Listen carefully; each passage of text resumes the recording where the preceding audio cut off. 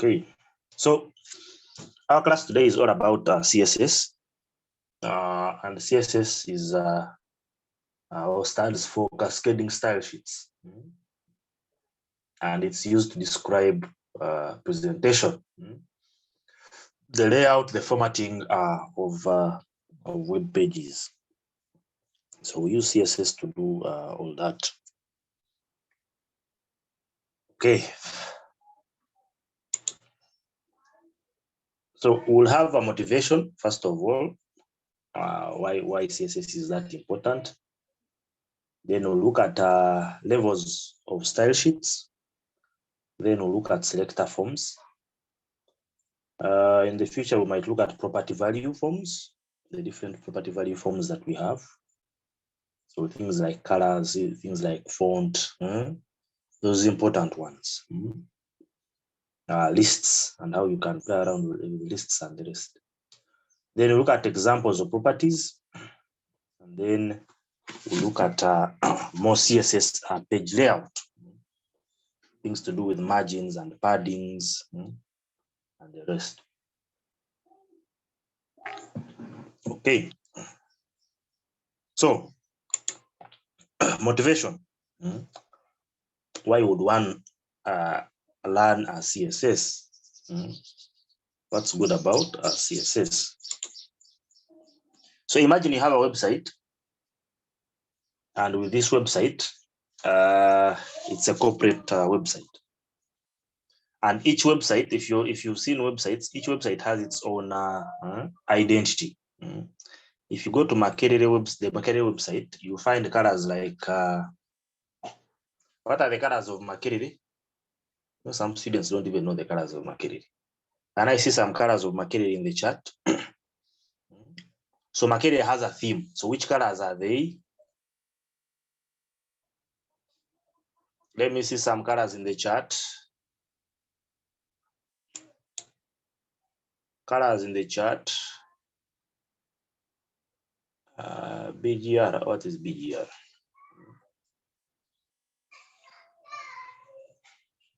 Some of you don't know the colors. I have to see whether you people know the colors of Makerere. So green, red, there's one missing now. Black, green, red, they are supposed to be 4.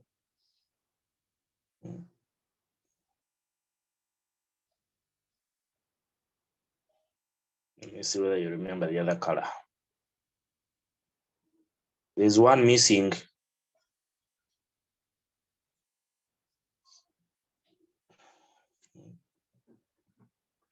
There's one missing. So most people have seen black, I've seen green, I've seen red, but you're not putting the last one. So it should be 4. Yellow, so yellow is not our color. White is the other color. White is the other color that we have. So each company has its own, colors, its own, look, its own feel, its own identity. And so if you visit any website like for Stanbic, you expect to see, blue and white, isn't it? So someone says cream white, I don't know, but it's white. I don't know whether it's cream, I don't know, but it's white, So each site has its own identity, has its own look, has its own feel, has its own corporate image. So they have their own colors, own themes, own font sizes, font styles. So, and these have to be maintained in a way. You have to maintain these. So changes in site and the identity must be implemented across the entire site. So if I wanted to change the font family of Makerere, for example, then it should affect all the pages on the website. So how do I do that? I use CSS. If you implement something in CSS, you only go to that file of CSS and you change it, and the whole site just changes. So a mixture of content and appearance in a data set is difficult to maintain. So if you combine the style and the content in the same file, then it would be hard for you to maintain that content. So that's why we decided to come up with CSS, or these people decided to come up with CSS, so that they separate the content from the style. So XHTML or HTML usually mixes this style and the content.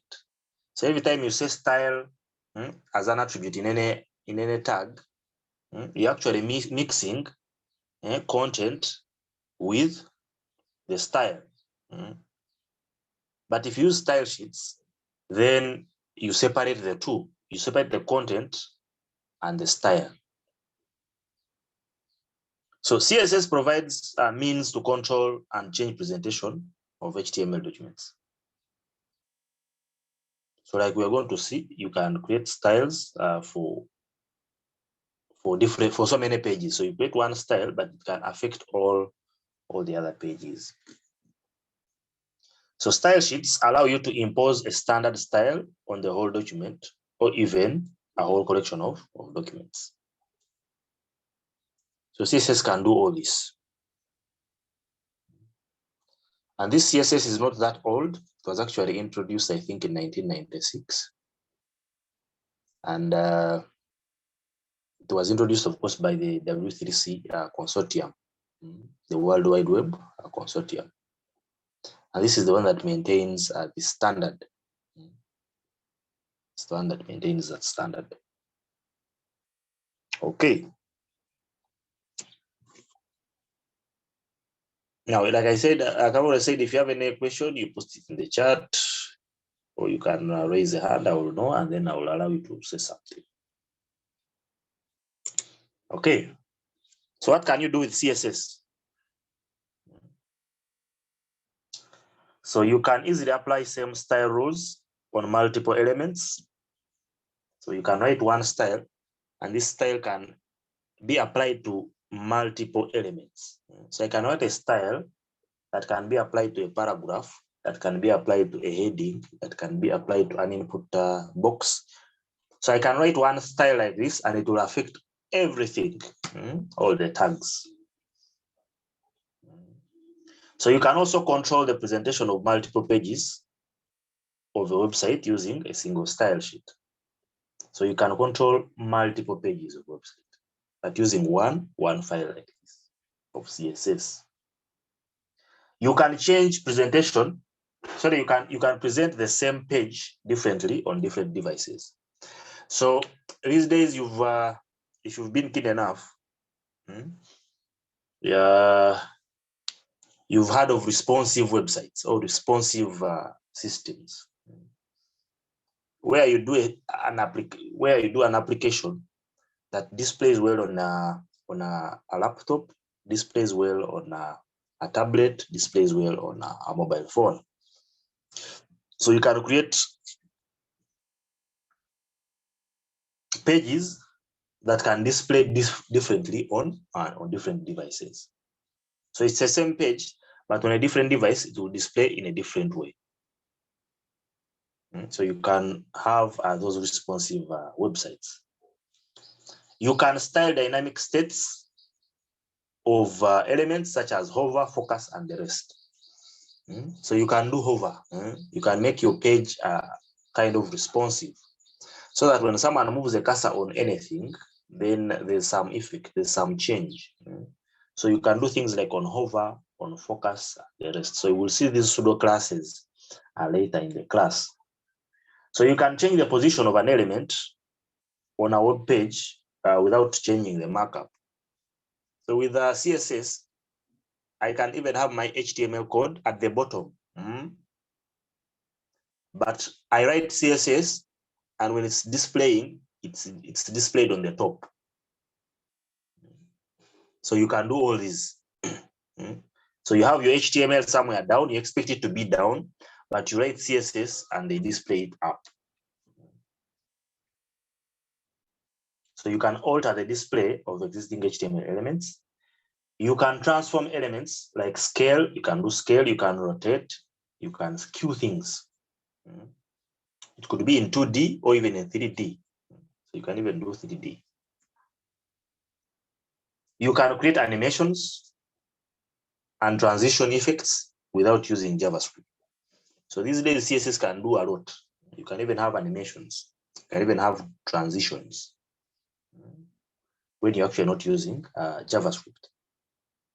You can create print-friendly versions of your website. So you can write CSS. You see, most of the times when you want to, when you want someone to print out your page, you don't want to have those colors printed out. So with CSS, you can even write CSS that can help you design a style for just printing. So when someone says print, then the whole page changes now. They remove the images, they remove the colors. They just leave it like white with black and white, with just a black and white feel. So you can do all this with CSS. Okay. Now, here is an example of applying a single style sheet to multiple documents. And this is the common way of using CSS. So you have one style sheet, one page, one file of CSS, so saved as style.css or saved as any other name. So style.css, and then you can apply it to the index page, apply it to another page called store.html, apply it to another page called FAQ, and then apply it to another page called help.html. So you see, I have the same file of CSS, but I can apply it to so many other documents. Now, if I make a change here, if I make a change in the style sheet, then this change will affect all these pages. So meaning if anytime I want to change the style, I only go to one file. I only change something in one file and it affects all the other pages.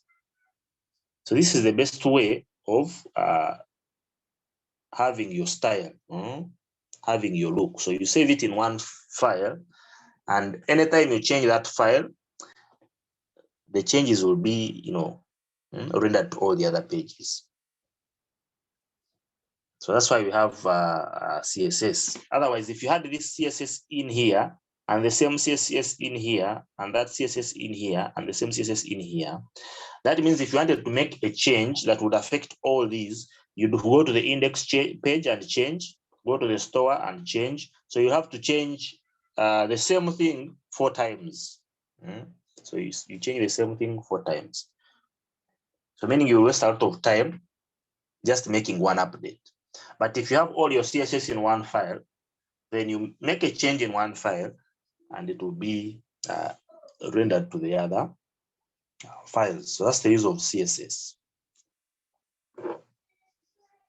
So any questions before I continue?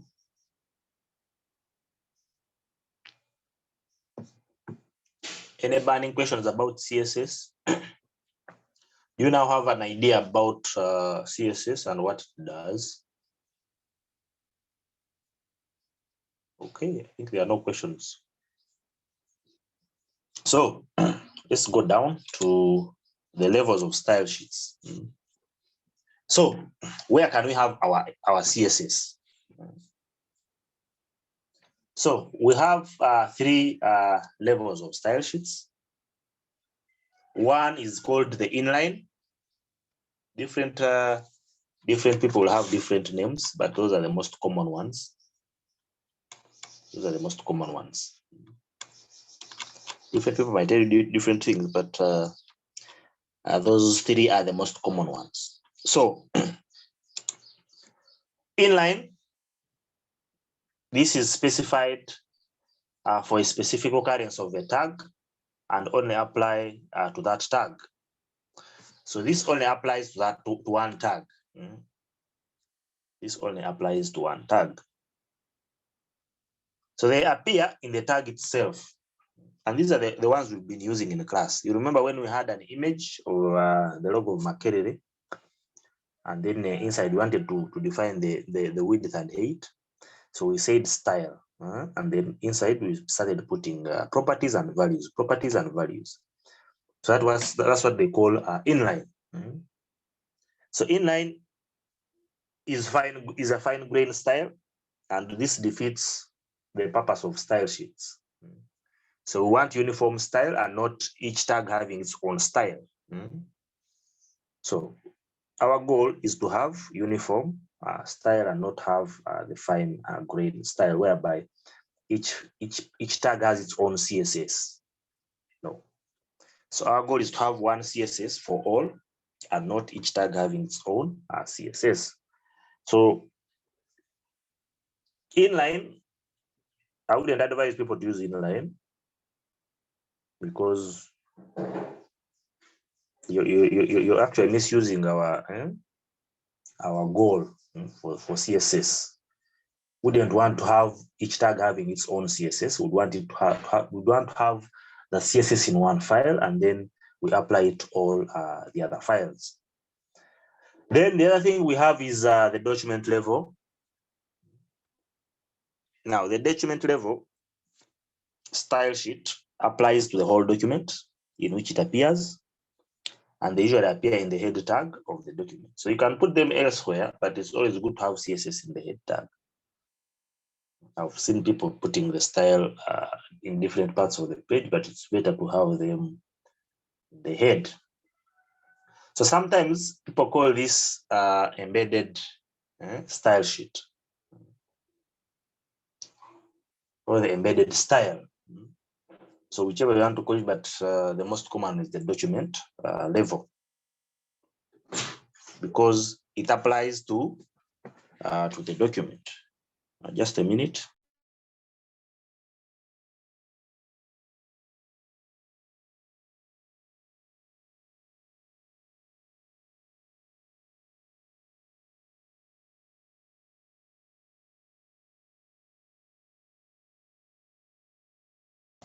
Okay, so okay.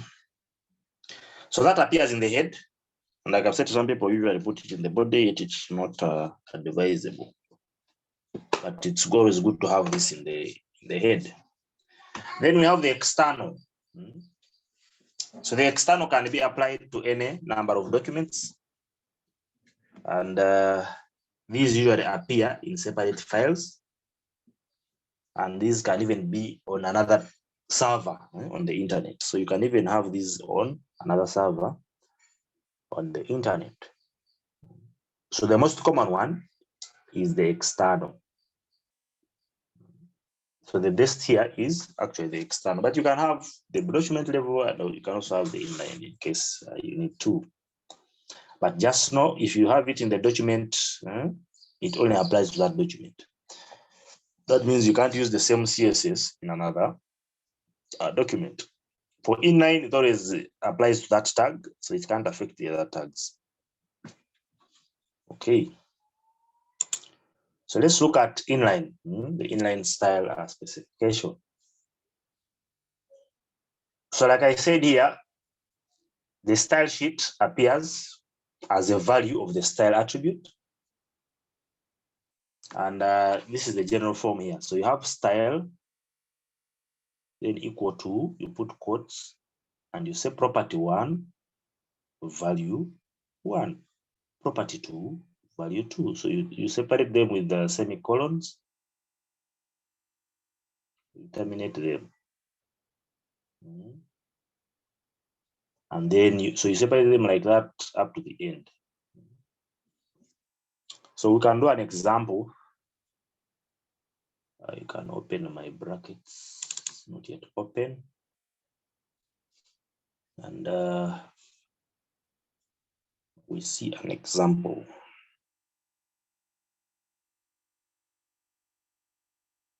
Okay. So I close this, I close this, I close this. So this is group B, right? If I'm opening the right file. So I created a folder for you, a CSS folder now for the things we're going to be doing in the class. So I go to basic, I open that, so I get my basic file, then I can say inline. dot HTML. You don't save it as CSS because we are going to put it inside the HTML. So if I had a paragraph here with some text, just pick any text somewhere. So let's say I have my text in a paragraph. Let me make it this a bit bigger so that people can see well. So if I wanted to do an inline, I would say style. Then I can even I can start putting properties and values. So I would say color, for example, and I pick a color, forest green. That's the color I want to use. Then I can say font size. And this only affects this paragraph. So I can say for font size 20 pixels. Now, if I create another paragraph here,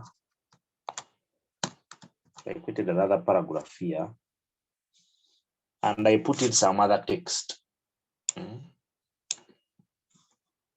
I put here some other text. And if I run this in the browser, I'm just going to open a new window. This time I have it here. If I said localhost, now I'll put your things in the BIST 2021. I go to CSS and the BIST B. So I say inline.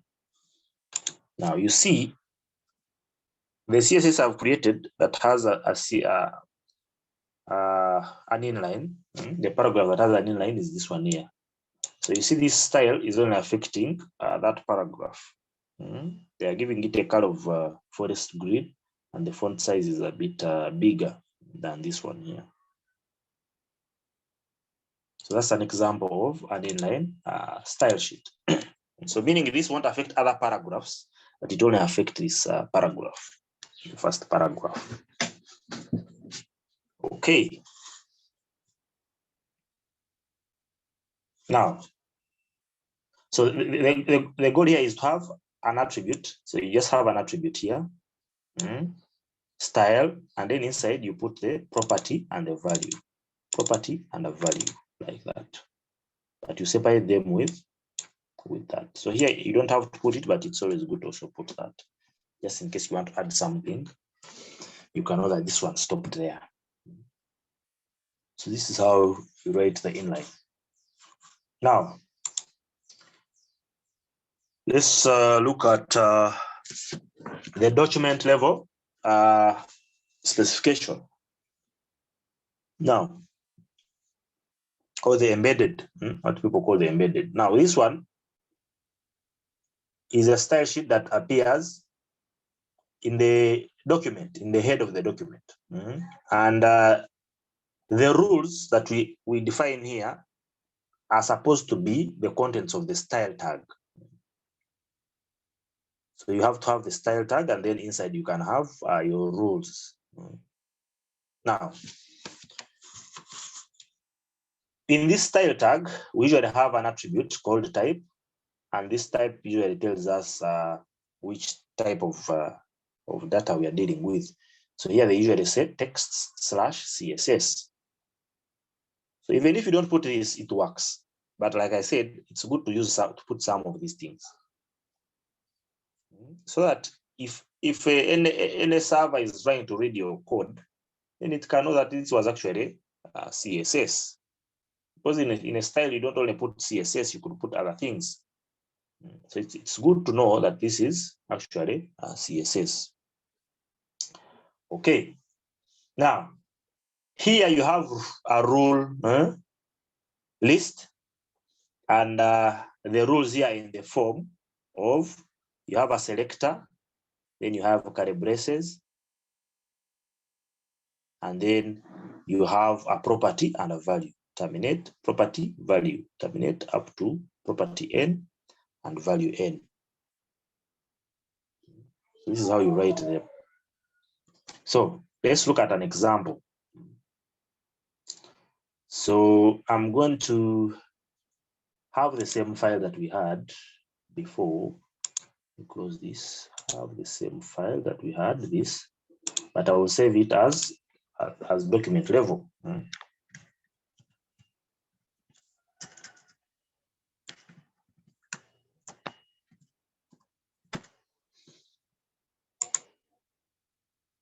Okay, so I've saved it as document level, and since I no longer need this,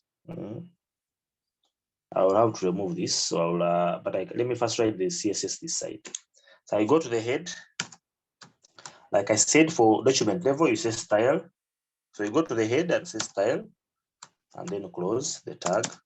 But inside the style, you put an attribute type, and then the option is text slash CSS. Now you can start having your CSS rules. Now I can do this. I can say I want all paragraphs. So the selector is P. P is the selector now. We won't talk about selectors in details. So I'm saying I want all my paragraphs. You can even have a space there. You just feel free to put anything, and then I can say color. Sorry. I can say color. Which other color is good here? I can say gold. Gold. Okay. Gold. Golden road. Now there are so many new colors in HTML5 and the rest, so you can use so many different colors. So I'm going to use the gold now. Then I will say font size, and I put like 25, 24 pixels. So which paragraphs do you think are going to be colored with golden road now, if I don't change anything right now?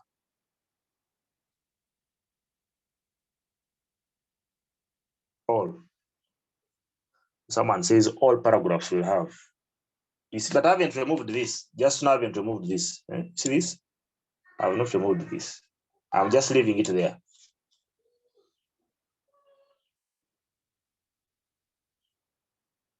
Okay, let's run this in the browser. So I go back to your browser and I step back. I refresh this. My document level comes, .html. I click on it. Do you see what happens? So not all will have the same color. Now, inline, you guys started overriding, right? Do you remember overriding in Java? Whereby the method in the parent class is overridden by the method in the child class. You remember those things, right? You guys are still fresh with Java. So maybe I started Java a long time ago. I started Java a long time. I even taught Java some time ago. So I don't even remember some of the concepts. But at least I know encapsulation, I know polymorphism, I have abstraction, inheritance. Have I said polymorphism? Yes, I think. So yeah, I know interfaces. I still remember some of those concepts. So now, anything, if you want to override what is in the document level CSS, you use the inline CSS. So this one here will override this. Hope that is okay. Hope that is clear. So if I wanted this paragraph to also have the same style, then I remove this.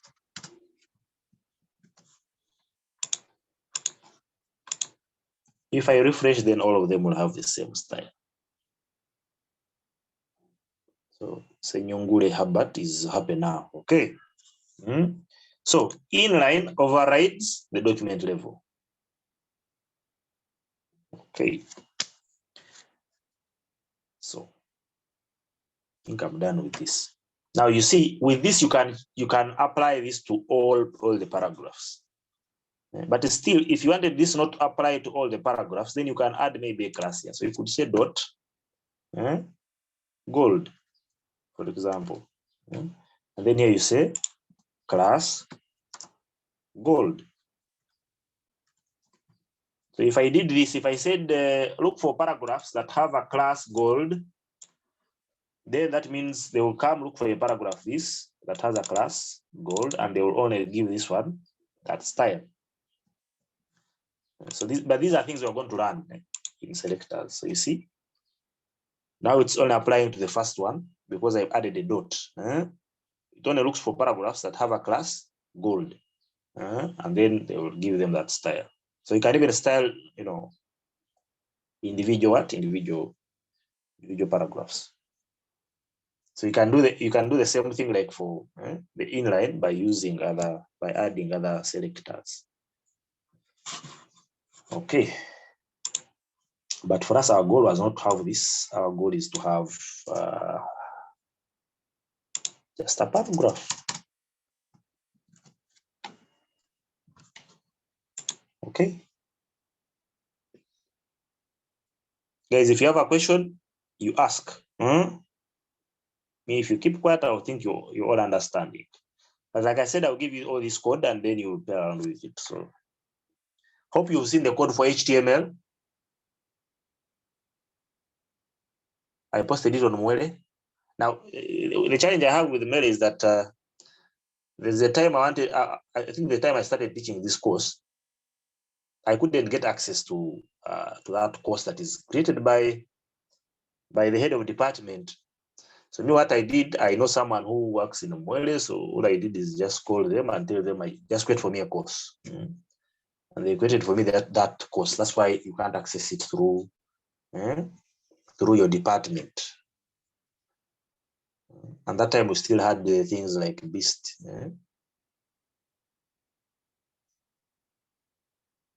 That's why we had we still had I think IT. So I was still teaching it in IT. But things now have changed, and that's why you don't see it, but it's still there. So at least you have the link. Follow that link, enroll for the course. Very soon I'm going to put a quiz for HTML. I will tell you when to do it. So but I think I'll put it over the weekend. I'll give you like 30 minutes to do it, because it will be a quick quiz. 30 minutes are enough. Don't copy because I'm not going to use it anyway. I just want to see whether you guys understood the concepts of HTML. So don't copy. Some of you like copying even in quizzes. Don't copy. Just go attempt the quiz and see. Gauge yourself. See whether you've actually understood the concepts of HTML. It does not contribute to the final mark. And I've told the students over and over. Last time I gave out quizzes in the class and people started copying. I'm like, some people had 100 and they were so excited. I told them, this is not going to help you. This helps me, the lecturer. I would want to see, are my students actually learning the concepts of HTML?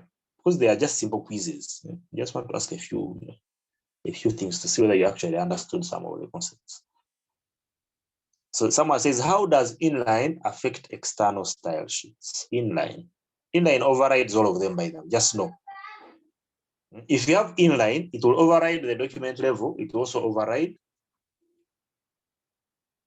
the external style sheet. So inline is the boss. It's the same thing that we have in object-oriented programming. So if you have an object on the child class, then the method in the child class will override all of them. It will override the one in the parent, it will override the one in the grandparent, up to the top of the hierarchy. So inline overrides everything. Overrides everything. But we'll look at there are some other words that you can use that can't be overridden. You know, there are some methods that can't be overridden, right? You remember? Huh? You remember in Java? Why would you used to call them final methods? Yeah, some of you don't remember. So there are some things that are not overridden. You know, you studied these things. So in CSS, we can also use the word important. You've seen that word important and an exclamation mark, and then that thing can't be overridden, even if you use the inline style sheet. Okay. So here is our example for the document level. So this one was saying body background. So we can also try out this, but this we've done. But this one use the margin left so that it's pushed a little bit inside. So you can try out this background. So the background, all you have to do is come here. So you can put more. So you can say body, and then you say background. So you can even have a background image. So which color would bring out gold very well? Which color would bring out gold very well? Aquamarine, right? Let me try that. Me personally, I don't like background colors, so that's aquamarine.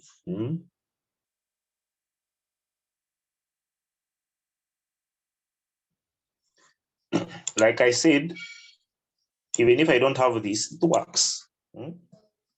Just know it works. It works. You see, it's working. But it's good to have it. It's good to have it. Like I said, if you want, you don't have to have this. Your HTML will work. But it's good to have it. Because sometimes you find what is reading your code is not a human being, it's a machine. So if you miss out some of these things, it might not know. Because these machines are programmed that if you find a style and then a type CSS, then that is CSS. Take it as CSS. So they might not know. So it's good to specify all these. And if you write it in XHTML, like I said, and you try to validate it, then they will tell you there's an error. In XHTML, they will tell you there's an error. I don't know whether we have students here who have tried to validate pages in XHTML. I'd given you that as an assignment to see whether you, so you miss out some things and see what happens. Okay. So let's look at the external style sheet. So with the external style sheet, you still have the same kind of form like the one of the document level style sheet, because you have selectors and then properties. Selectors and properties. Someone is asking, is CSS fully supported in all browsers? Yes. I don't think there's a browser that supports CSS. I don't know. That would be maybe a very, I don't even know. Me, ever since I started using browsers, they've all supported CSS. They've all supported CSS. So browsers support CSS. I don't think there's any browser now really that doesn't support CSS. So it's fully supported. All these W3C consortium things, anything that is approved by W3C, just know browser people will have to have it in their browser. Otherwise, all developers will be using it anyway. So if you don't support it, then people won't use your.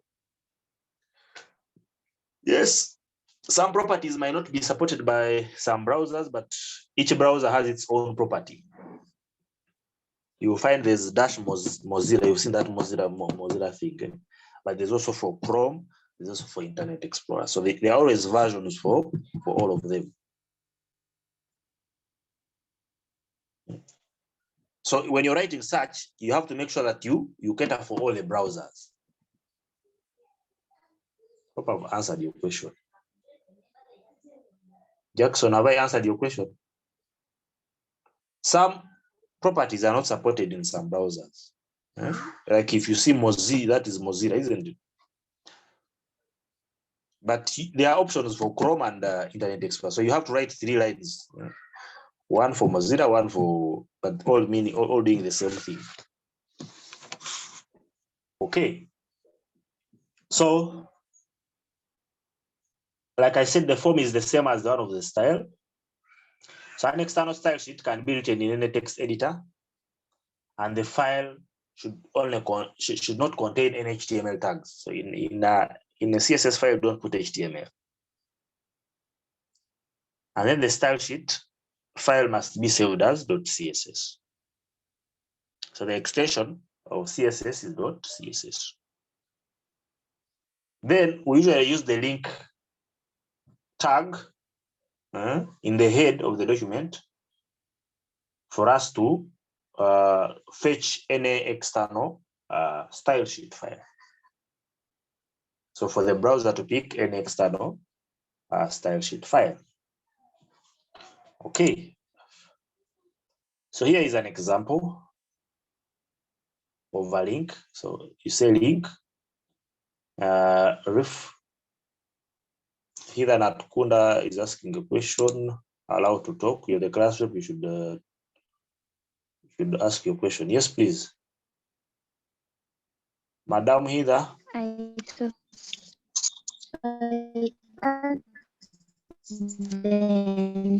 was by accident. You raised your hand by accident.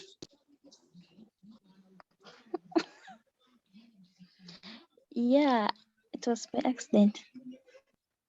Okay. No, that's okay. See, I respect the what? I respect the class reps a lot. So if a class rep puts up a hand, I even stop whatever I'm doing, isn't it? Because they usually tell us very important information. They might tell you that we have students are busy, isn't it? We have some other engagement, and then the students miss out on such an engagement. So you say link, relationship, the relationship between this file and the HTML file is a style sheet. So that's the relationship between the two files. So you need to have this also. So like I said, even if you don't have it, it will work, but it's good to have all this. So tell us the relationship between this file and the other file, and then tell us the type. What should we expect? So we expected some text and /CSS. Then now you can use href to link to wherever your file is. So it can be on a server online, it can be on a page online. Okay. So an example, you could have a style sheet called example.css, and then you could define your properties and their values, and then the selectors like that. So let's try out an external style sheet example. So I will have, so I'll go to this folder, create a new file, save it. I will say style.css.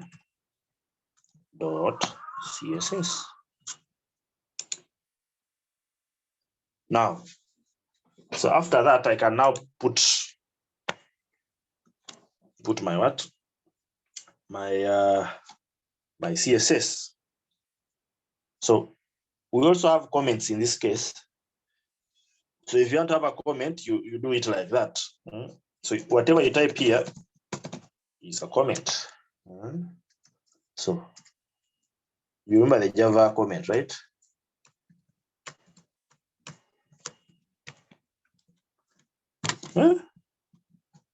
But this in Java. Okay, so you can also have a comment in CSS. So I can say, so we had I can say body.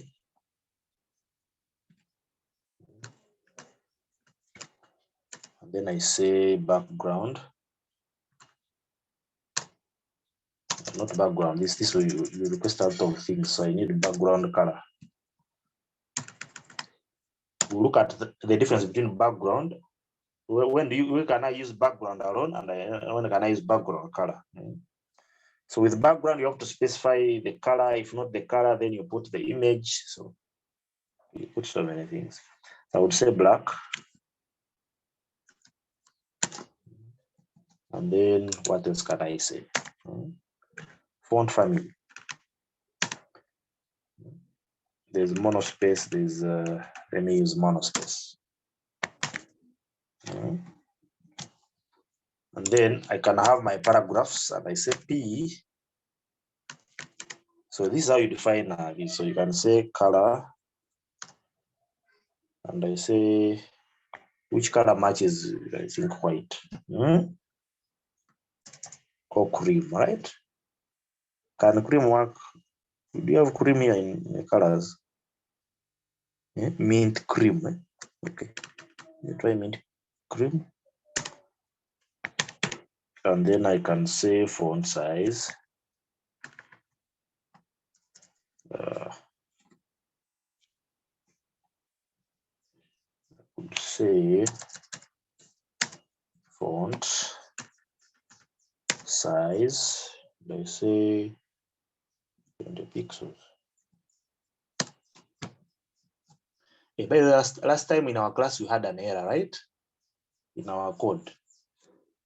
But actually go to the solution. Let me first take you to that code, because some of you might not have seen the issue. The issue was process.html. So let me first go to that. So you guys didn't even remind me. So you remember here, we had forgotten to close the BR. You see, if you forget to put an angle bracket here, then the code doesn't work. But if you put the angle bracket, then the code works. So in your free time, go and try this out. Remove this, you'll see that you'll get that error. But if you put back this, then your code will work. So the challenge was just here. Our HTML was not written right. Okay. So someone is asking a question: what's the major difference between font style and font family? What is a font family, people? I don't know how best I can define a font family, but style usually is in italic, I think bold, and then oblique. Those are the values that you can have there.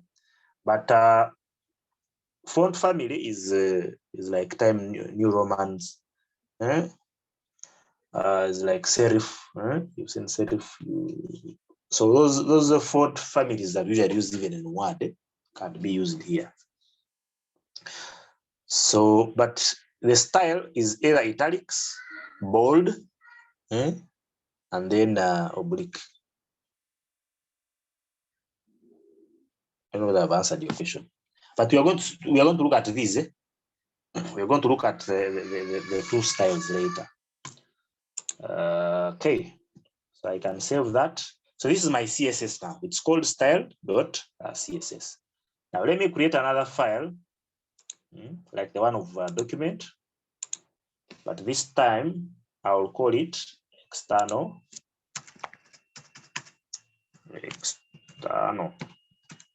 level. I'll save it. Then I will remove this.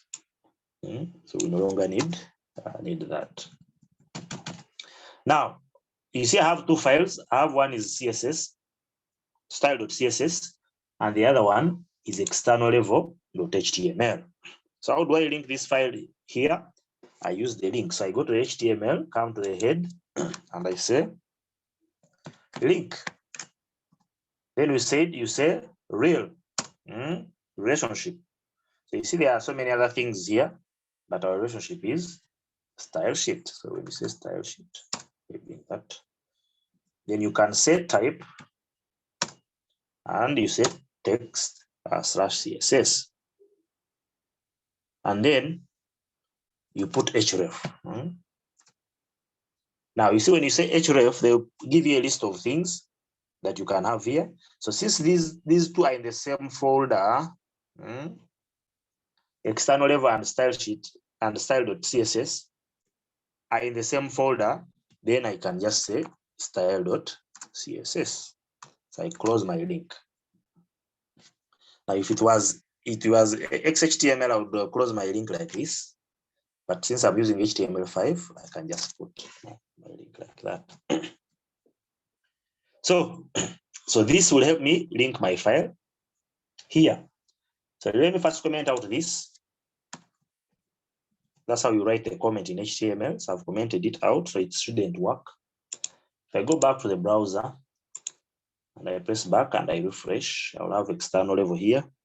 If I click on it, see that's how my paragraphs should look like. Now, if I uncomment this, then I refresh here, you would see that my page now is black, and then the words are cream. Now, anytime I create any other page and I give it that CSS, all the paragraphs will be that, and the background will be black.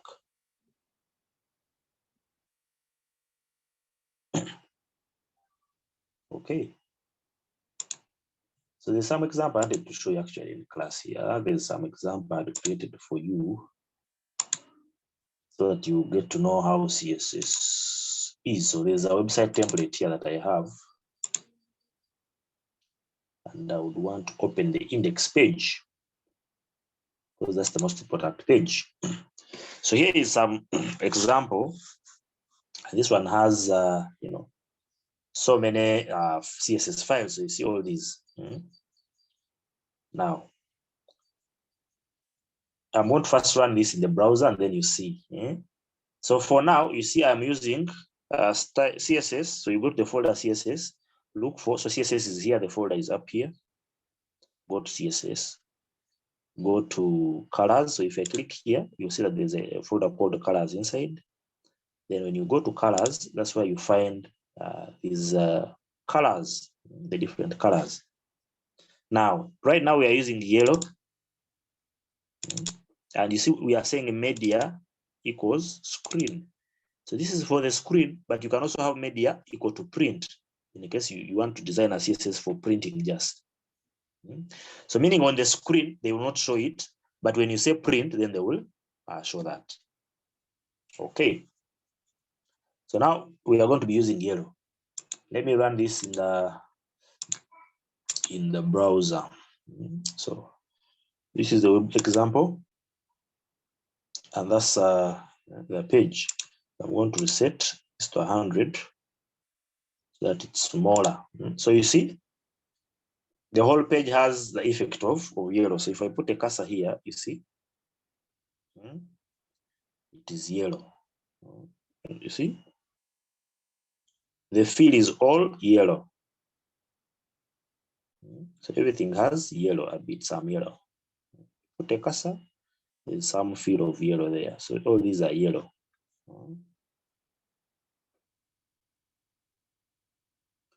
So even here, this was just black and white. So when you put a cursor, they show the colors, the real colors. But you see, it's all yellow. Now, if I wanted to change the whole of this to another color, then I can comment out this. I'm commenting out that. And then I'm going to choose some other color like peach. Who knows peach? I know girls know peach, but boys, let me see, boys, tell me which color do you think peach is close to? Jackson, you'll be the one to post.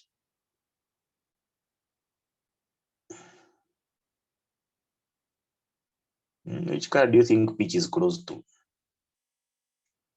Jackson, it's just one word. You have to. Green and pink. This guy here. Okay.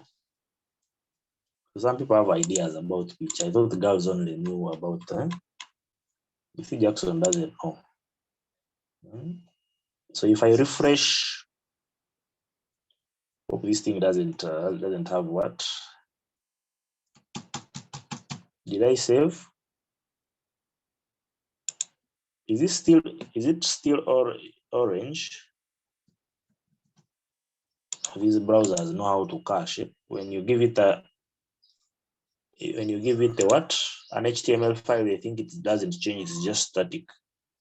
So I just have to go to history and go to clear browsing data.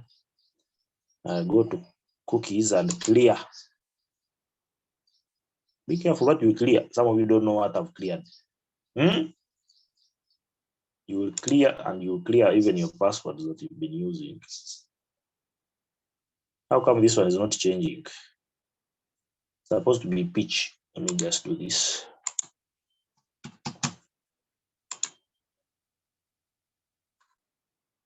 This pitch doesn't work. Let me try some other color. The one I'm sure of. Some of these I've never edited them, so let me comment that out.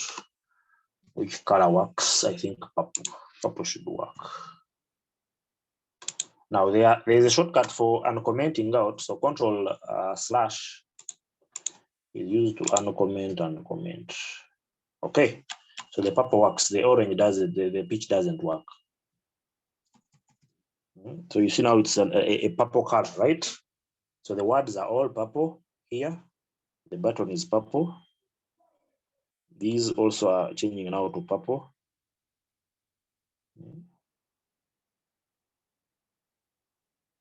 This is all purple. If I put a cursor here, you see it becomes purple. So that's what CSS can do.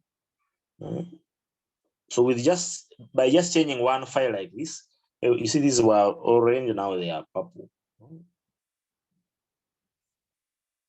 So everything becomes purple. So you find your whole site changes in a second. So it's so common. So if for example, I wanted my site to change when it's close to Christmas, you guys know the colors of Christmas. I think the colors of Christmas are usually green, red, and white, probably.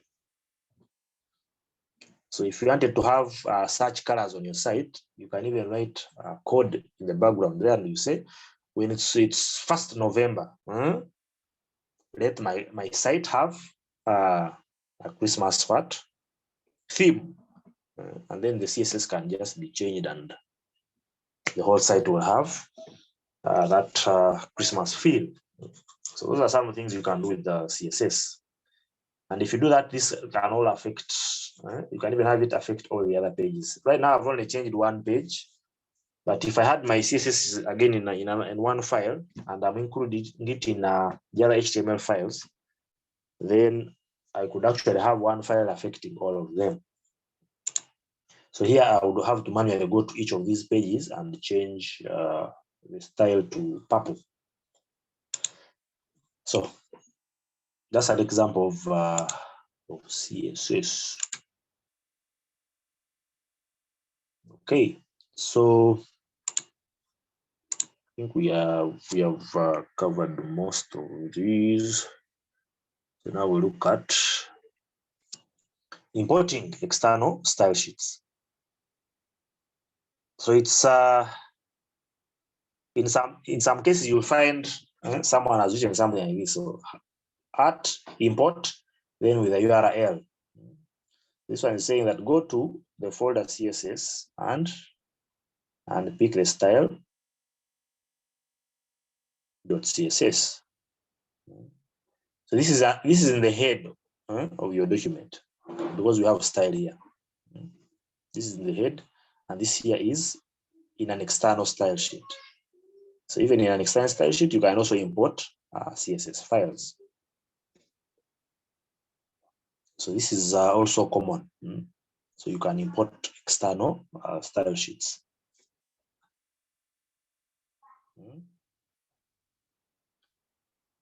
So can we try and import something here and see whether it works?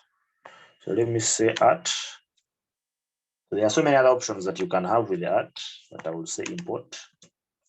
Then I can say URL. And then I can terminate. So let me pick some external file somewhere on the internet. I would say bootstrap.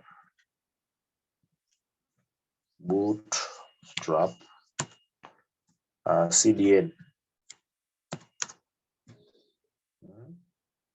Okay, bootstrap CDN should be this. So I'll pick some files here.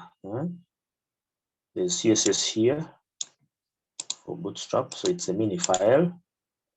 I'll come and paste the link here.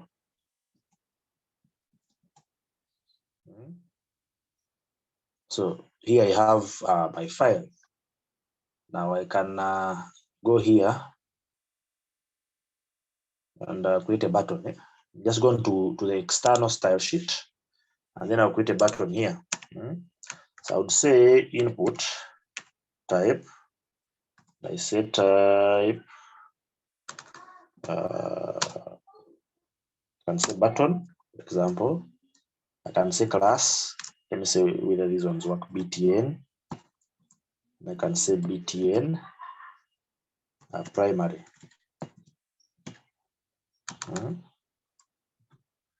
And let me first save this and run it in the browser and see whether it will give me something. Okay, this should go. Okay, external.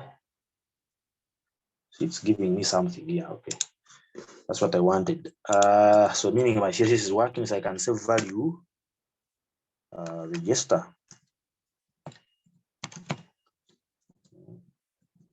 So if I go to my browser now, do you see that I'm having a blue button? I'm having a blue button. So meaning I can now use the CSS for this other. So I'm using an external file. Here I'm importing an external file for Bootstrap. Like I've said, there's CSS for Bootstrap. So you can read about Bootstrap in your free time. So I'm importing its file, and I can now use the classes that are defined there. So that's why I'm saying I'm able to say BTN primary. So I can say secondary. I can say danger. Now these are classes that you'll learn. Warning. These are classes of buttons that you can have with Bootstrap. So you see, I get to have a gray button. I get to have. You see, they even have the hover effect already. So I'm using some CSS online, and I've imported it. It's on another server somewhere, but I've imported it, and I can now start using their CSS. So you see, I'm using class, the name of the class. So these are classes that are defined already in Bootstrap. So you can import, right? I'll give you this file, these codes, you will play around with them. Now, the syntax, the CSS syntax. So a CSS rule set consists of a selector and the declaration block. Now, in our case, our selector here would be the paragraph. So this is our selector, because this would only affect paragraphs. The selector is a P, and we are saying the color is red, and the text should be aligned in the center. So all paragraphs would actually have their text aligned in the center, and the text color will also be red for this case. So you have a property. So this is a property. Color is a property, and red is a value. Text align is a property, and center is the value. So this is how we write our CSS. So a selector, a property, and and a value. But where we have properties and values, that's all called a declaration block. But this one is called the selector. So the selector points to the HTML element you want to style. Then the declaration block contains one or more declarations separated by semicolons. So here, this is a declaration, and this is another declaration. And they are separated by semicolon. Now, a property and a value are separated by a full colon. ...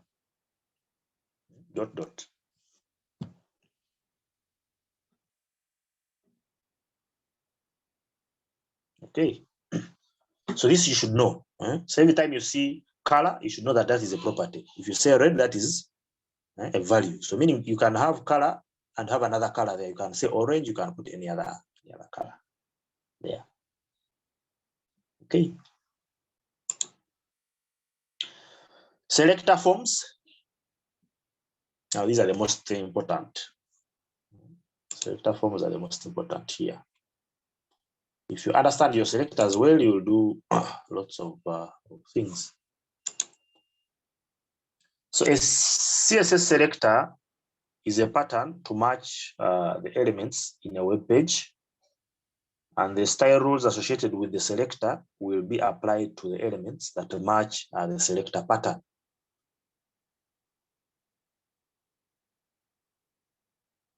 Someone says, can a single property be assigned to two or more values at a go? How do you assign two values?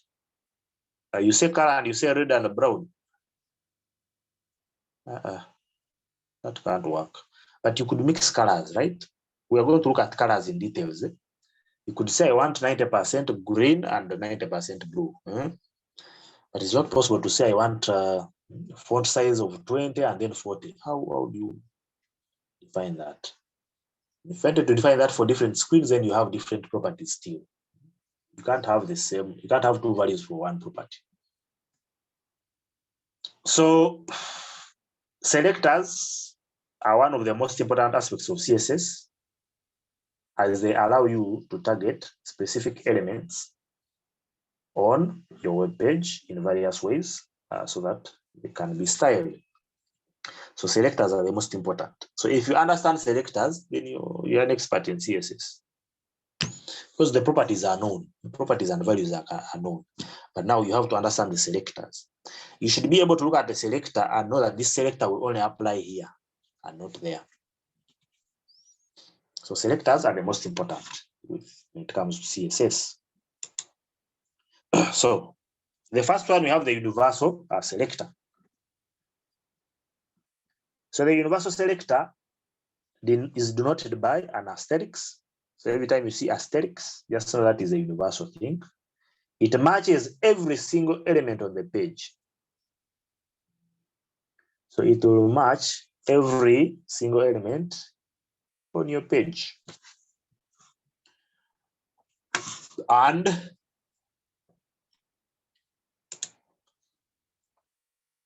will be applied, all the rules in this selector will be applied to every element in the HTML document. So if I said asterisk and I said margin with padding 0, then it means everything will have a margin 0 and a padding 0.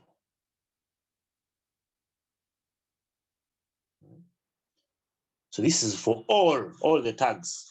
So that's why we are putting things like margin. Otherwise, if you say color, that means everything will have that color.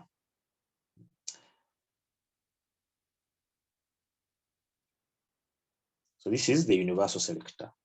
So we could look at an example.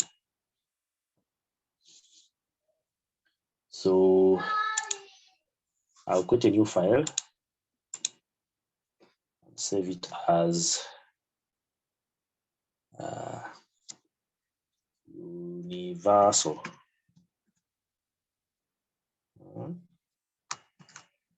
Selector.html.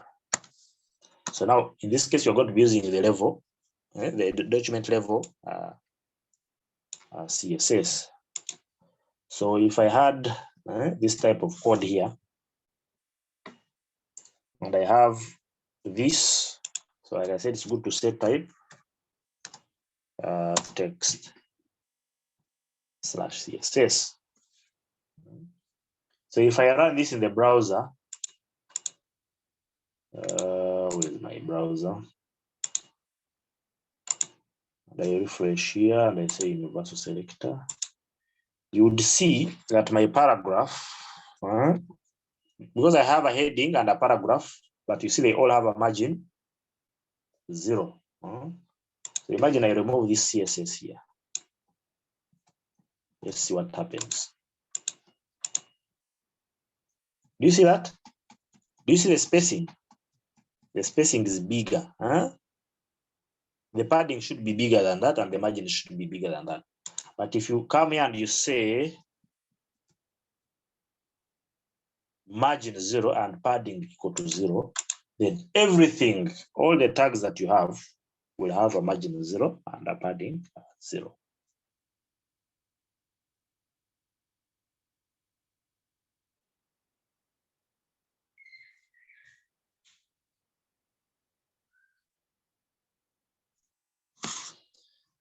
Someone has a question here.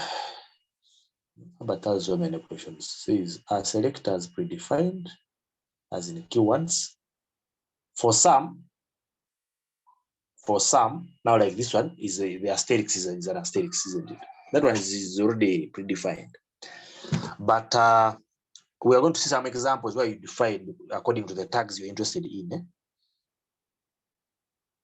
I know that you understand. We'll have things. Okay, so you sometimes you use your own names. You can use yourself, but because if we reach like the class selectors, you can use your own name. You can say Sevachije, class Sevachije, and you give it a style. Okay. So that's the example of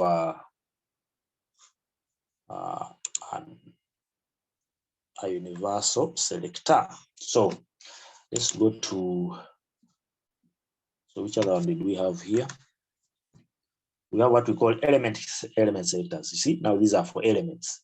These are not known because we have different types of elements. We have paragraphs, we have heading, we have field sets. All these are, so these are just tag names, so element names. So let's look at element types selectors. So an element type selector matches all instances of the element in the document with the corresponding element name. So if I want all my paragraphs to be blue, then I would use the element selector. Okay. Let's try an example of an element selector. So let's say I had, so I'll just first say new, paste that, save, let's say element, and of course selector. Selector is tar or r.html.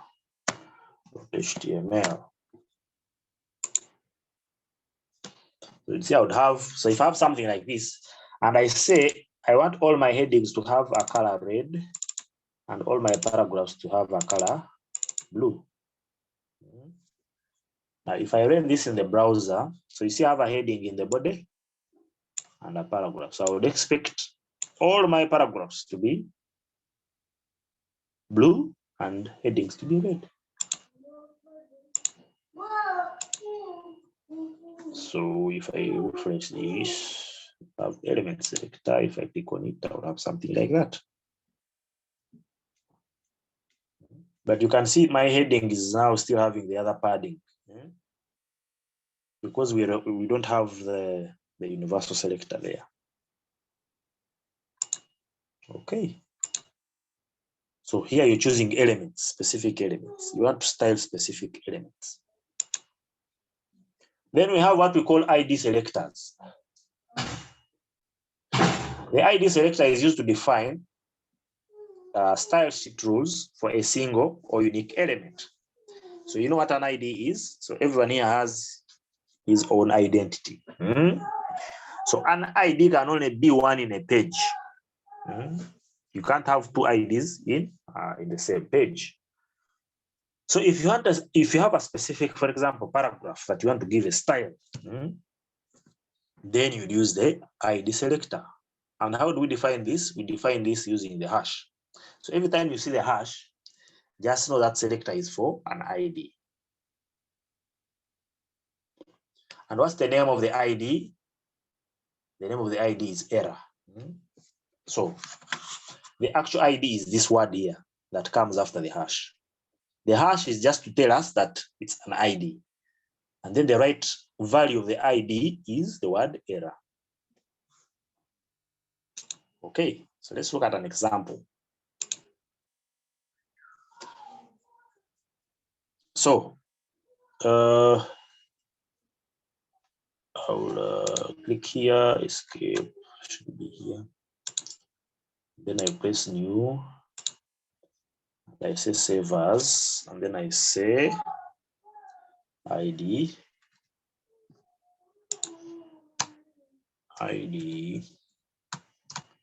selector. The selector is not the DJ. Some of you know selectors as DJs only. Selector header.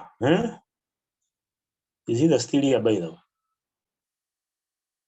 This is a very quiet class rep. So here is our example. So again, like I said, put type. It's a good thing to have that. So we have hash error, and then we have a paragraph here, and we are saying its ID is error.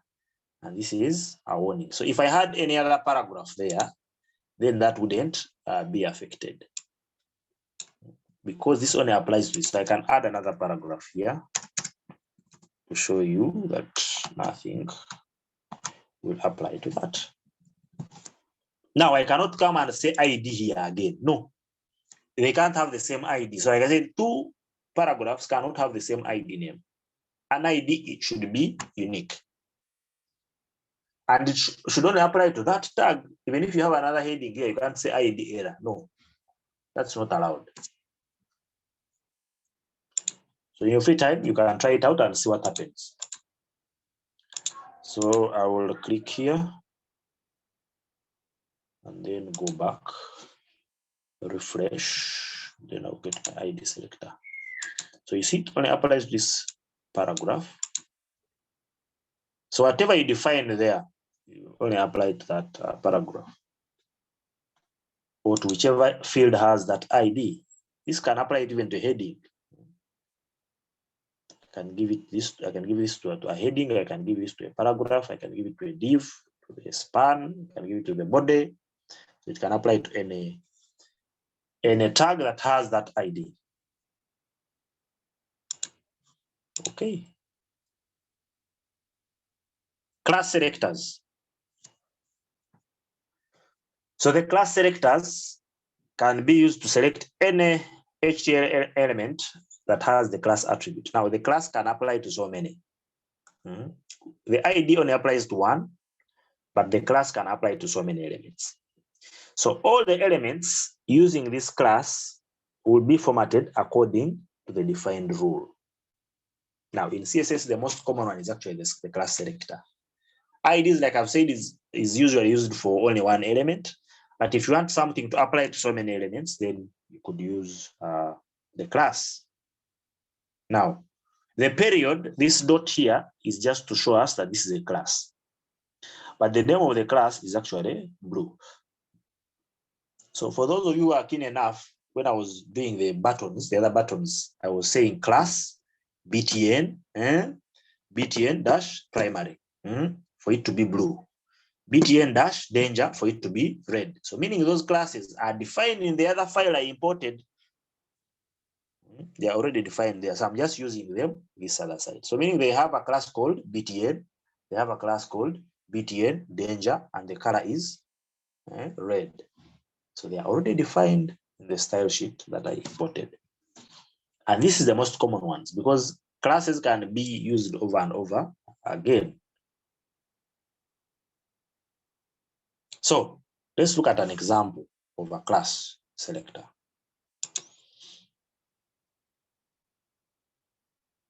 Now, so I will go to my code.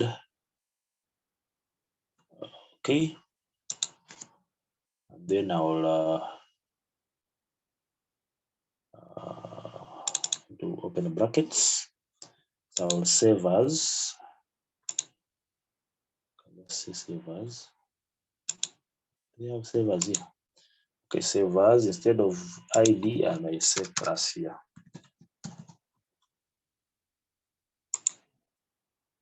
Hope you're seeing what I'm doing. Like I said, this time my internet is fast, so I'm sure you'll be seeing what I'm doing. So let's say we have a style sheet here, type text CSS, and we see that we have a class.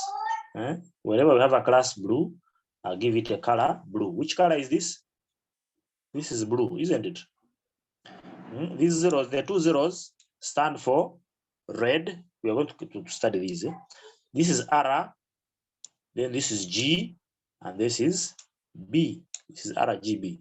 So you can tell a color by seeing this. So if this is 0, that means there's no red. G, there's no green. But FF means there's a blue. So this will be a blue color. So now what matters, of course, is the color that is here, not the name. Because I can put red here and I say class blue. They'll give me a blue here. So they're red, not a blue. So this doesn't matter. This is just a name. We're going to try out that example. So if I save this file, it means my heading will have a color blue and my paragraph also will have a color blue. So this is kind of generic, so it can work on all the tags. So let me refresh this. External. This is the class. Okay, class. So you see my paragraph. Of course, this is a heading, so it should be bold in a way. And this is the paragraph, shouldn't be bold. So that's why, but they are all blue. This is all blue. All blue. So you can define a style for even different tags by using the class, kind of selector. Now, like I've said, this blue is just a name. The blue is just a name. Now, if I change this to red, if I put 00 here, and I say red is there, so I say FF. If I put my cursor, you see that this is red, right? So if I run this in the browser, it won't give me blue. It will give me red, because the color I'm using actually is red, you see? So in the exam, I can do something like that. And then you find people telling me it's blue, yet it's actually red. So this is red. If I wanted green, I would do this, go here and put FF.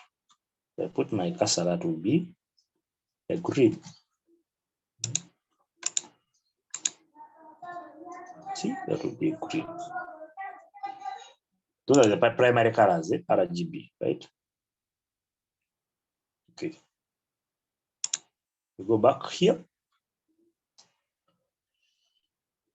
So we're done with these class selectors. We go to the descendant selectors. Now, you can use such selectors when you need to select an element that is a descendant of another element. You all know what descendants are, eh?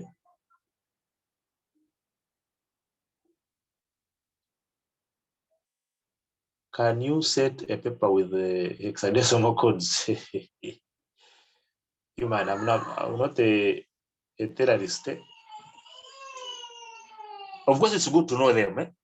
You see me, I know some of them. I can look at a code and know the color, because from the RGB, I can see this is more of red, this is closer to white, or this is closer to blue, this is closer to green. but it's good to know them. There are some people who know these colors well. They even just write them and mix colors and get some nice color. So it's good to learn them, but I can't start asking you those complex colors. But I can ask you this one here, because you can tell this is blue, for example, or this is green. So the ones I've showed in colors, those I can ask. Those are simple. Those are simple colors. I can ask the simple colors, but not so much again. I usually give you the code for you to write the CSS with the color, but I can't ask you to write to define what color that is. No.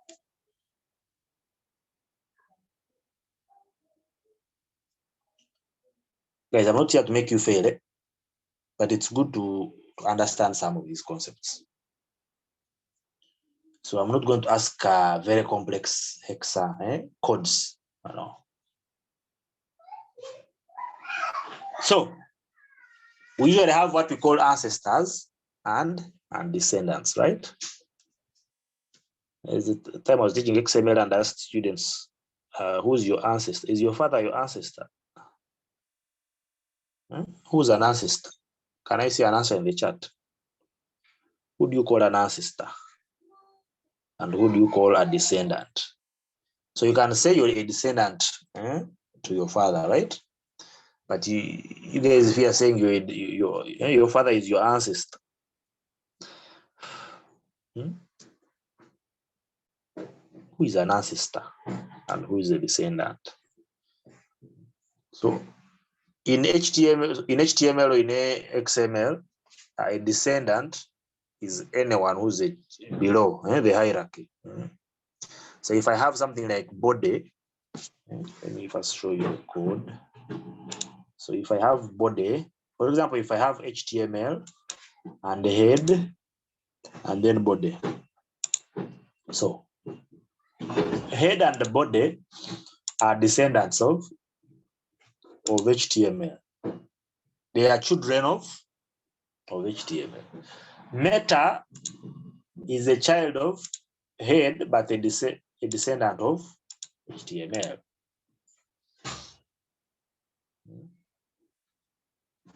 So someone says father is an ancestor. True, father is also an ancestor. In our case, I don't know that some student told me that an ancestor should have died like 25 years back, so I don't know. But in HTML here, the head is an ancestor of meta and title and even style. Style, title, meta are descendants of head. So right now we are looking at descendants and not the ancestors. So our goal here is just to concentrate on our descendants. Okay, so in this case, we have UL is for unordered lists, and we have a dot. I said every time you see a dot, just know that is the class. So we are saying we have some unordered list, and that unordered list can have a class menu. And we are saying that under the UL with a menu class, you will find another child LI, and that child LI also has a child A. So that's how you read this. So this style, this text dash decoration none, this property and its value will only be applied to anchor tags, elements that are contained inside a UL element having a class name menu, and this will have no effects on the other links in the document. So let's see an example of this, the same thing. Now, something I didn't talk about the classes, but I think which we did is that you could, here, you can also have the same kind of things. You can say paragraph, the paragraph with a class blue. And this will only apply to paragraphs that have a class blue. So you can do the same kind of thing with the class selector. Now, in this case here, let's look at this example. So I'll click here and go to that example. So that example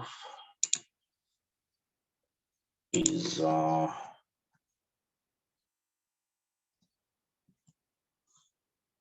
very common one. So I would say, close this and save. And open the Bootstrap template. Which selector is this? Descendant.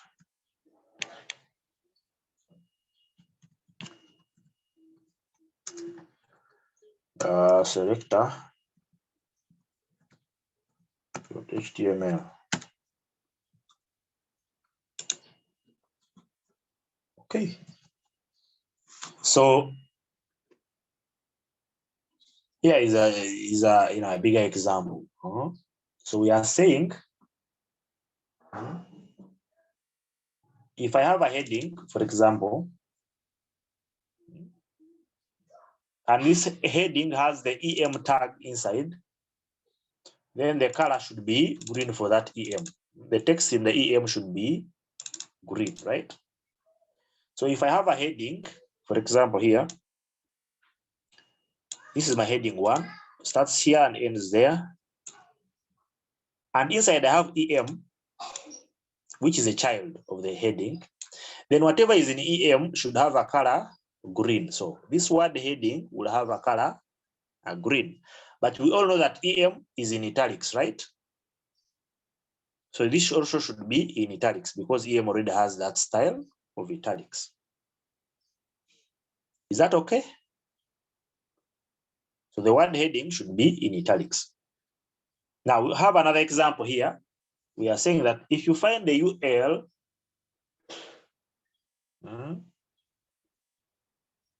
with a class menu, so UL, then class menu. So this is the one. So UL with a class menu. Then do padding equal to 0. And then the list style should be none. So it shouldn't have a list style. Then we are also saying that if you find a UL with a class menu and it has the LI, then the LI should be displayed inline. So the list items should be displayed on the same line. Inline means on the same line. We're going to cover we're going to learn some of these. So you see, I have my menu, and then the LIs are here. So I'm saying don't put each on a new line. If I say display block, each will be on a new line. But if I say display inline, then all these will be on the same line. So it will be home, about, services, and contact us. So that's how they write. That's how they do menus, actually, horizontal menus. That's how they do horizontal menus. Now, we are saying that every time you find an anchor tag that is a child of the list, and this list is a child of the UL with a class menu, then have margin equal to 10. Now, if I say margin equal to 10, it means the margin on the left. So we start from the top. Usually that starts from the top. So margin from the top, right, bottom, and then left, all should be 10 pixels. So there should be a space in between these links. And then we are saying text decoration should be none. So, all by default, all links should have an underline, right? They should have a line below. So they should be underlined. Now, if you want to remove that underline, you use text decoration none. So if I run this in the browser,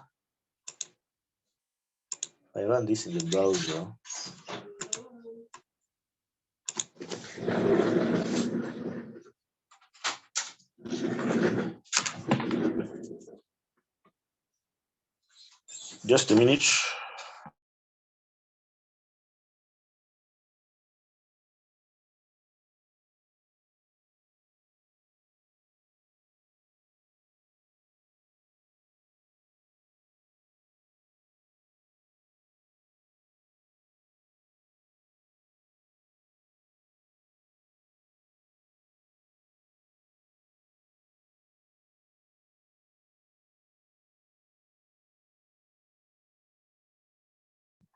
Okay, so like I was saying, this is the example that we have. This is the example that we actually have. So if you say text none, text decoration none, then they will not have a line here. And you remember we said margin should be 10 between these LIs. That's why there's a big space here of 10. So 10 up, 10 down, 10 here, 10 there. So this should be like 20 pixels here, because each has 10 and the other one also has 10. That's why the size is that big. So if I come here and I reduce the size from 10 to 5, and I go back and I refresh, you see that my menu will, things have reduced, isn't it? They have reduced a bit. So that's how they create menus. Those menus you see. Now, if I, for example, I commented out this,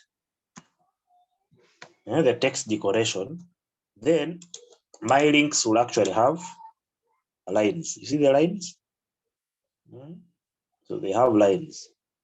Now, if you ever see a link without a line, just know in the CSS they said text decoration none. But these are some of the things we're going to look at later in class. So you shouldn't worry. So you see, this is for the descendant. So you go from one step to the other. So UL, which is this, it should be having a class menu, which is this. And then inside that should have an LI, which is this. And then the A, which is the link. Now, if I had any other link here, for example, if I had any other link here, let me just put a link here. A href without anything. And I close that. And I say blog.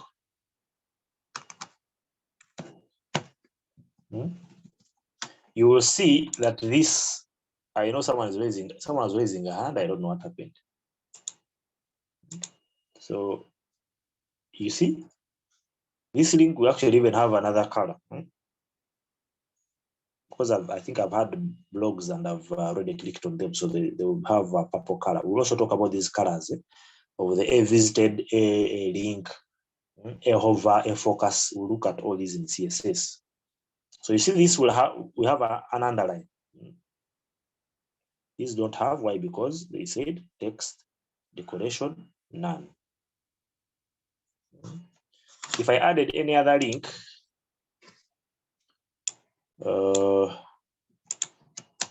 now you see these are not, again, these are not, I would say help. Let me see what happens. So this is a link. And if I refresh here, see, they are putting them on the same line because these are just links. But if I was using the UL, the ordered list, if I put this in the ordered list, for example, if I said UL,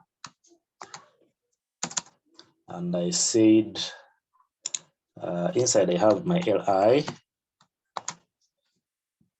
So by default, links should be bulleted. LIs, if you say an ordered list, it should be in bullets. So if I do this, LI, and I copy this and I paste it here. So you see, I don't have the class here. Then if I run this, I would have something like that. You see that? So if I have any other menu, it will be like this. because it doesn't have the class menu. See, this class menu is missing. Now, what happens if I add this class to my UL here? If I said class menu and I refresh, you see, it will take up this other style here.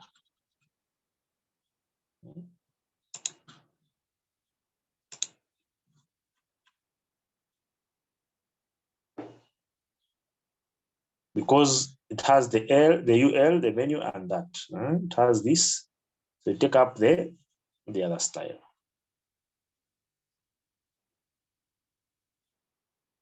So if I put a hash here,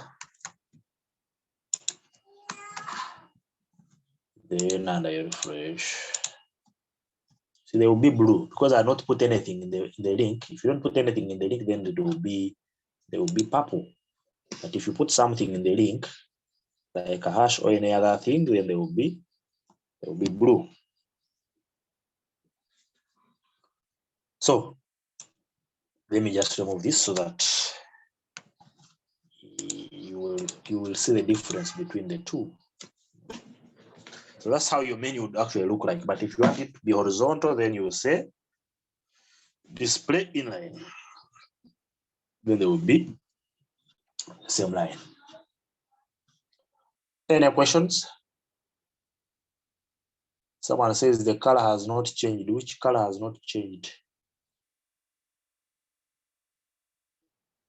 Murunji, which color has not changed? You can tell me the name of the link or the name of the file. I don't know.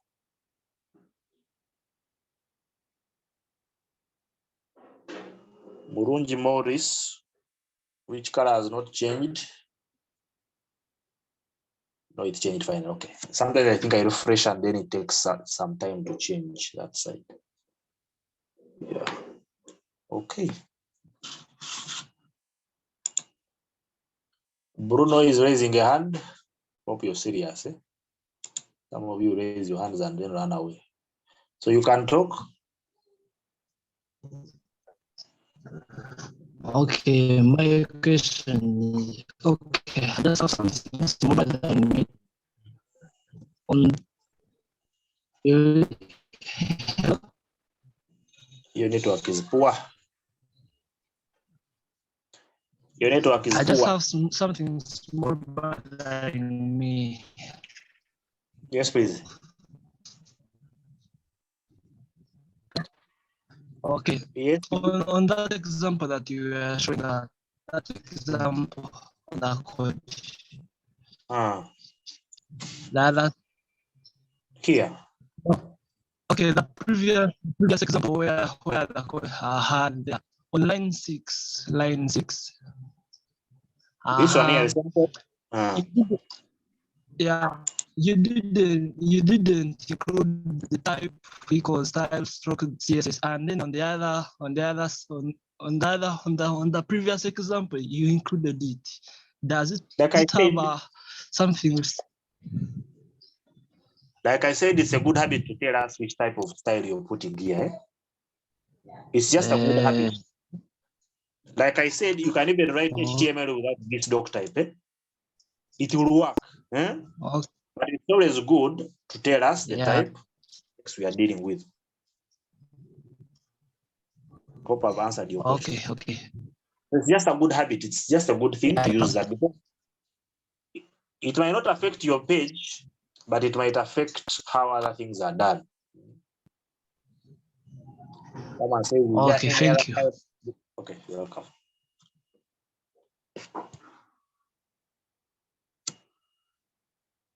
So someone here says, is there any other type besides that?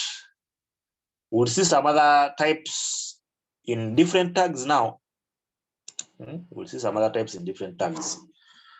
But you've ever seen this? I think we saw something like this. You've ever seen something like that? So you can say text slash. I showed you this in what was it? In the first chapter where we are looking at the request and response paradigms and how the request and the response usually looks like. So yes, the other types, but might not be applied here in the style, but they actually are some other types that we'll be using. So someone says, which attribute makes the menu like horizontal and not vertical? Yeah, okay. This inline here.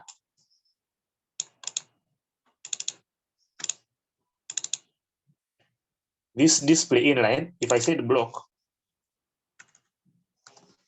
then each will be on a new line.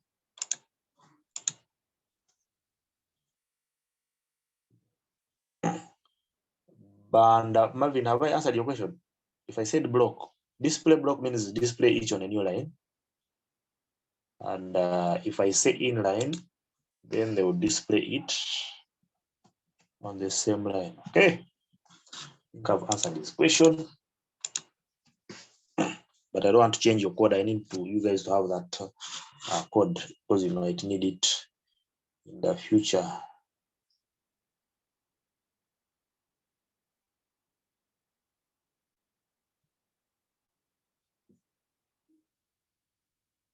Okay, so anyway, I'll try to see how I share these. I want to share the recordings very soon. I want to give you the links to the recordings very, very soon. I think before the end of this week, I will have, because you see, I teach day, I teach evening, day 2 times, and the evening once. I will share one of them because the content is usually the same. Okay, we finished the descendant. Let's look at the child selectors. So the child selectors, a child selector is used to select only those elements that are direct children of some element.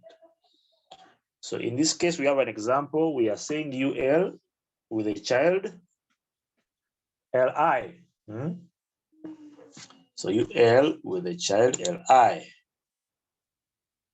And then we are saying the UL with a child LI followed by OL should have a list style none.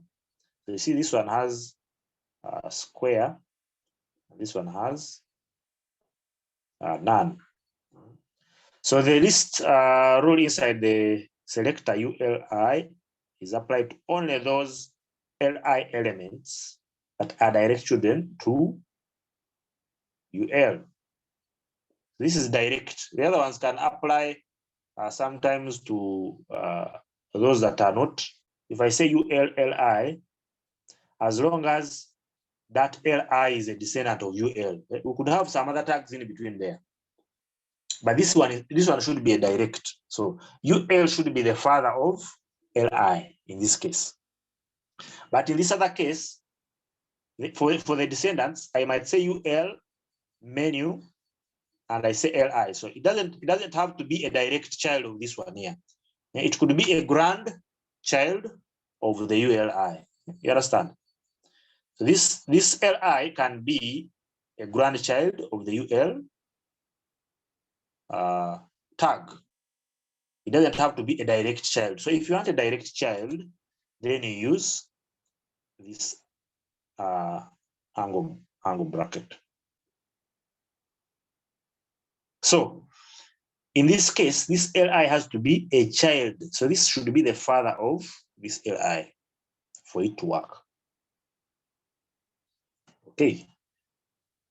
And in this case, as long as this LI, this OL is a child or a grandchild of LI, and this LI is a child of UL, then this style will also apply.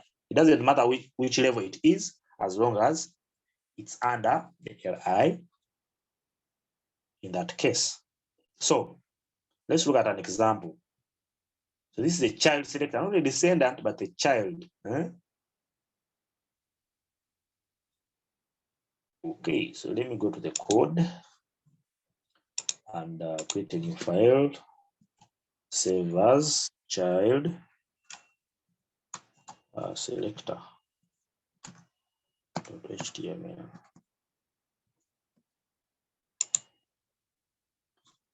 I have my code. So like I said, it's not a must to have this, but it's good to have this to tell us that this is actually CSS. So in this case, you will see we have a UL, and in this case, our UL has an LI. So all ULs that have LIs, these should have the list style as square. So all these should be square. So this list will be square. This will also be square. Now we have said that if you have an LI that is a direct child of the UL, so we have a UL, and this is a direct child of UL. So this LI is a direct child of this UL. So this will apply. And then in that LI, we have an OL. So in this LI, you can see that we have an OL.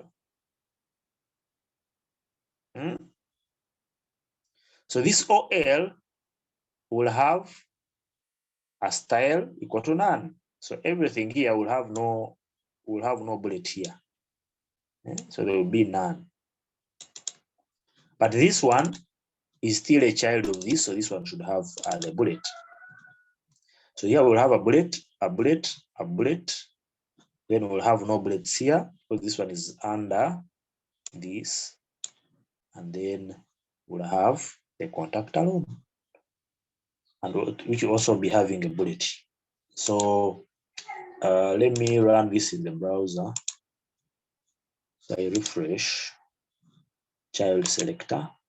You see, this one has a square. You remember the types we had? We had the square, we had circle, and the disk. Remember these types here. So you can also use them in CSS. So I can say, so this is square, I can say circle. And in that case, I would have circles there. So someone is telling me to put the display inline. Where should I put display inline, Murunji Morris? First put display inline. Where do I put display inline? The first one and the second one. The UL. But we have ULLI, so I don't know which UL you're talking about. So here, the display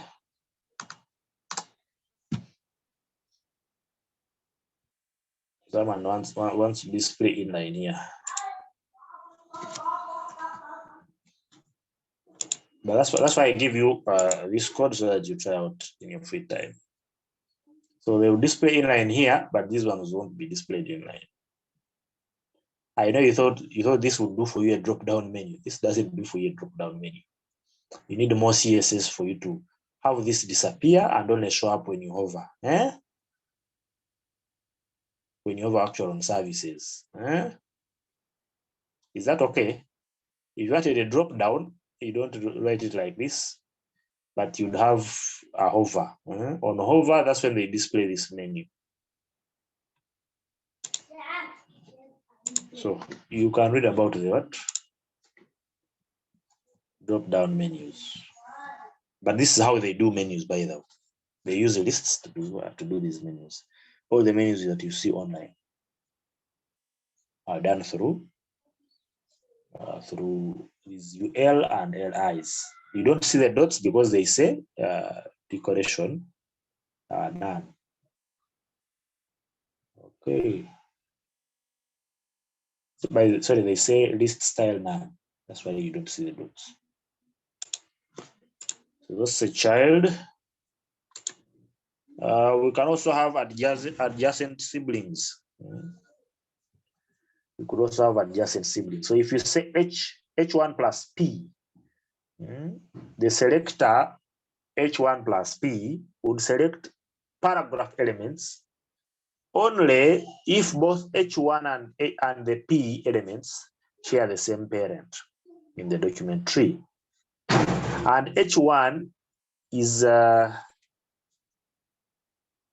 preceded by the P element. That means only those paragraphs that come immediately after the H1 heading will have the associated style rules.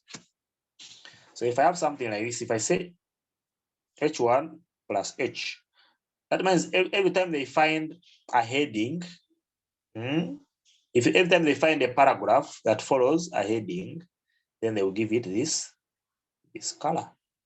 It will be blue and it will have 18 pixels. Now, if they find any ordered list, any unordered list with a class task, and they have a paragraph, then the color would be this. So which color is this? RGB. What is red combined with blue? Which color do you get? Is it cyan? Is it magenta? Which other color can you get? Yeah, I don't know. So you have text indent, they are saying 30 pixels. Now let's try out this example and see that we try to understand what it means. So this is adjacent. These are adjacent siblings. Siblings are brothers and sisters, right? Yeah, so those are siblings. And if I come here and I say new, say paste, save, and I say adjacent.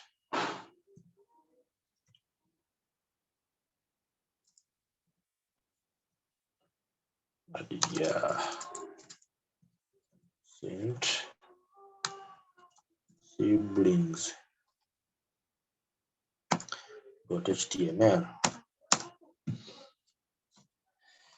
So if I for this case, you see I have H1 plus P, and I can send you only color headings that follow H1. So in this case, our heading is this H1. What follows this heading? Which paragraph follows this heading? It's this one here.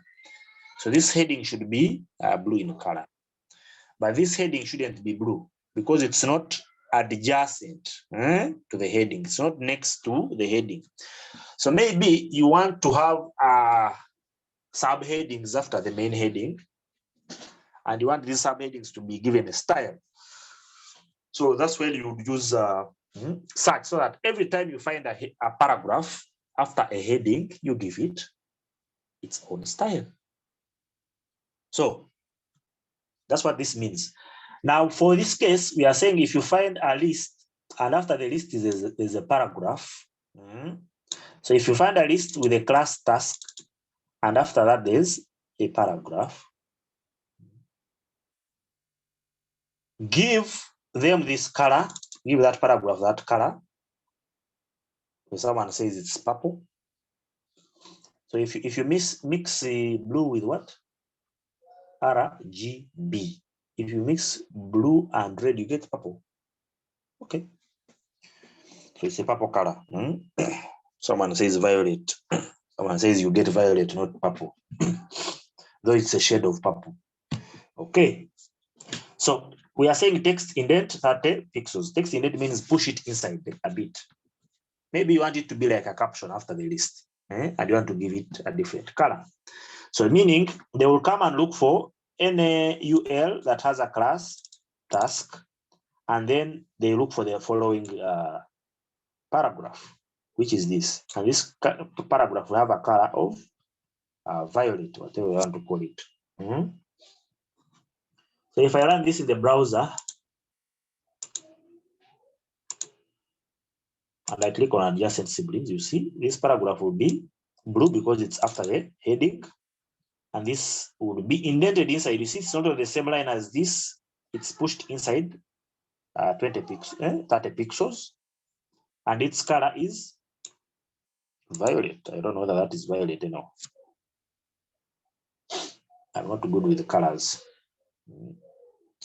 That is a purple color, you know. Anyway.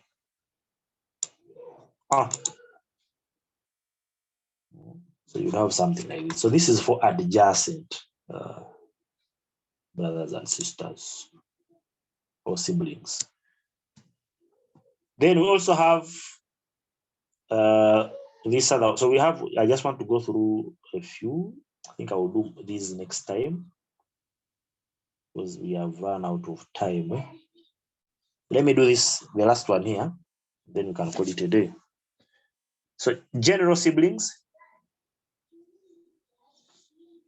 So I can say I want, if I have a selector H1 with the tilde and the P, this would select all paragraph elements that precede the H1 element. So where all the elements share the same parent in that document. So these are general siblings. So all the brothers and sisters that follow that paragraph will actually be having the color blue. And any paragraph that follows any unordered list with a class task will have this color, and the text will be indented with the 30 pixels. So let's try out that example and then we call it a day. Okay. So here is our code. Okay. So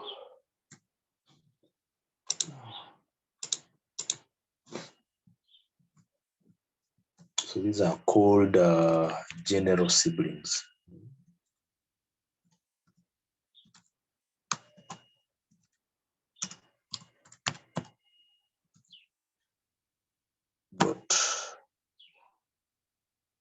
.html.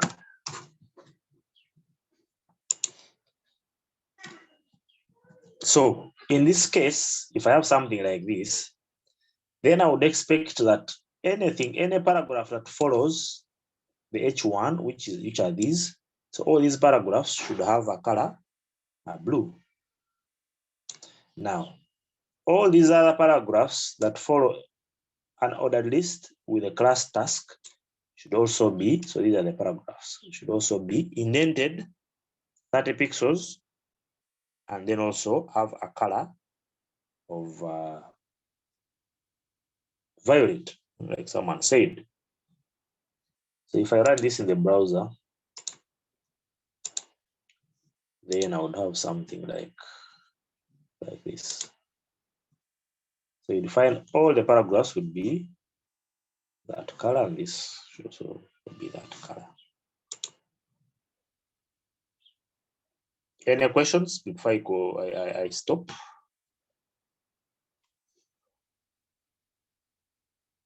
Any questions?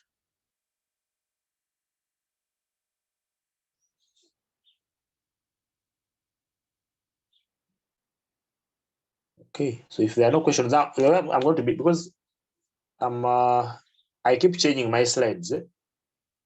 I keep updating them, so I'm going to share the slides, but I will share them without some other parts down there, because I change as I prepare every week. I change my slides every week, so I will share some part of the lecture, I think. So do we have questions? If we have no questions, we can call it a day. We are already in the lunch time, so we can call it a day. Okay.